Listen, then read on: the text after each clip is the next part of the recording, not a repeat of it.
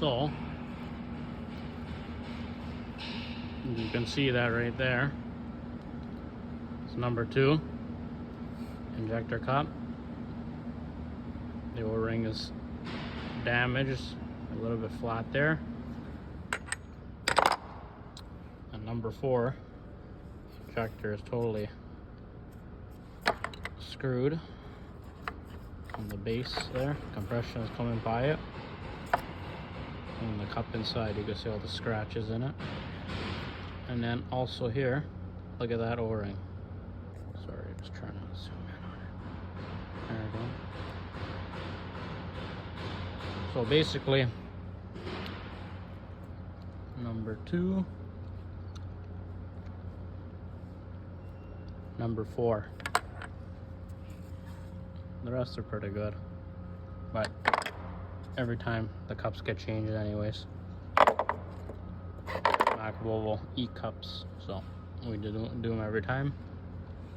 I'm gonna inspect all the rest of the injectors, make sure they're good. But for sure number 4 is gonna get changed, and then we'll make a decision how many more have to be changed if there is anything here that looks suspicious after I do some intensive cleaning. Usually what we do is, while you're in here, if you're changing, once you get like 2-3 injectors that are bad, you're already halfway to 6, right? So to buy a 6-pack actually works out better at the end instead of buying individuals. And because it's a fleet, once you're in there, if it needs it, you just do it, because these trucks run hard every day and you don't want to take this shit apart again. There's enough stuff going on. Other trucks break, you don't want to go backwards and go on the same truck again. We'll keep you guys updated, but that is where the coolant, or I should say the fuel, is going in the coolant. I know I posted a short saying coolant in the fuel, and I had a guy comment saying, oh, you can't have it that way, it's the other way around. Okay, well, the fuel goes in the coolant, yes, because it's higher pressure, but when the truck shuts off and cools down, that's where you have to look for the other way around, because now the pressure's stabilized and actually the coolant can flow backwards into the fuel. That's when you look at the water separator housing, and that's where you find, let me go over here, this is out of the fuel water separator. This is what I did last night, the video. So yes, fuel goes in the coolant, but there's your proof that coolant goes in the fuel.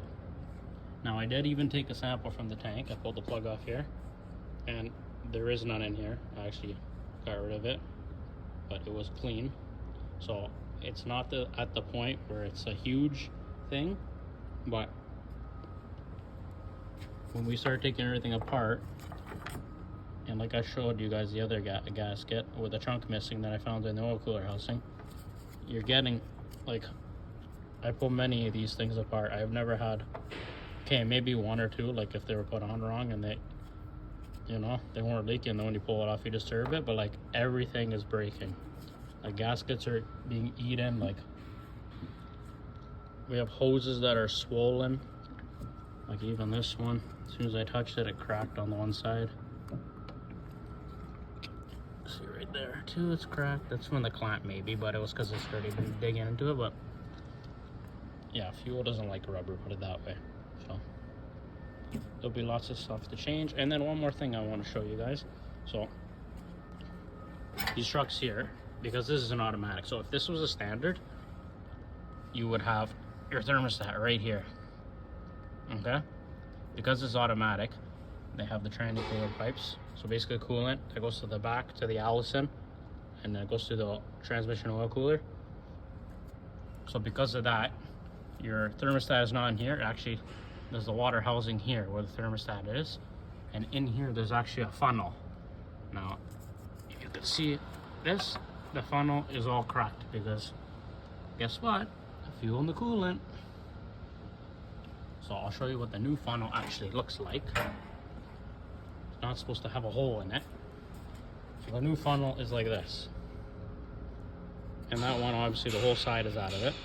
So this just takes, it's the same shape as the thermostat. It just goes in there, seals the area, and directs the coolant. Basically, like that's his job. And then this is actual water housing. This is the thermostat housing cover, which bolts onto here. And there's your thermostat. So with the standard, you have this whole assembly. If it was automatic, it'd be different. I'd show you guys, but to be honest, I don't have the standard in the shop, and there's not many on the road right now. Most of our trucks are automatic. But yeah, I know this is a couple videos of the same thing kind of going on, but I'm just trying to show you guys what we're finding here. If anybody finds it interesting, I'm sure that's why you watch these videos, to learn. And yeah, keep you posted. I'm gonna clean those injectors up and see what we got to order here. And then also just want to show you the turbo. I did say I was doing the turbo too, so let's see if I can get a good zoom in here. You can actually see the shaft play. Try not to block the lights. Sorry, it's kind of hard, but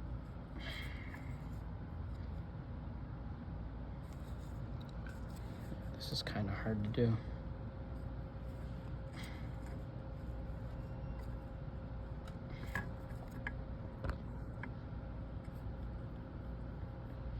If you look close enough right there,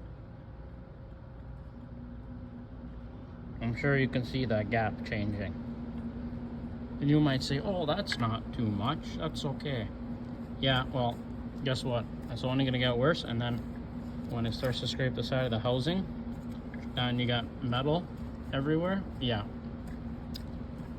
then it's too late. So I know those guys are out there that will be like, oh, why you changing that turbo? You're wasting money, this and that. Let me tell you something.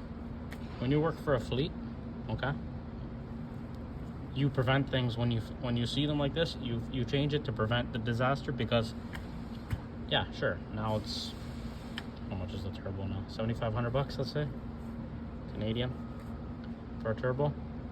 Now it's that much. But if you wait and it causes more damage, well, guess what? Now what? $30,000-$40,000 doing an engine? So what makes more sense?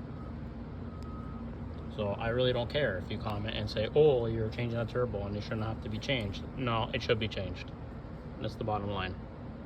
And believe it or not, these are things that make the mechanic. Because you have a guy that watches this stuff and does it when it should be, it saves you money in the long run for the whole company. So yeah. Okay guys, enough jibber jabber here. I can go on and on. Keep you guys updated. Talk to you later.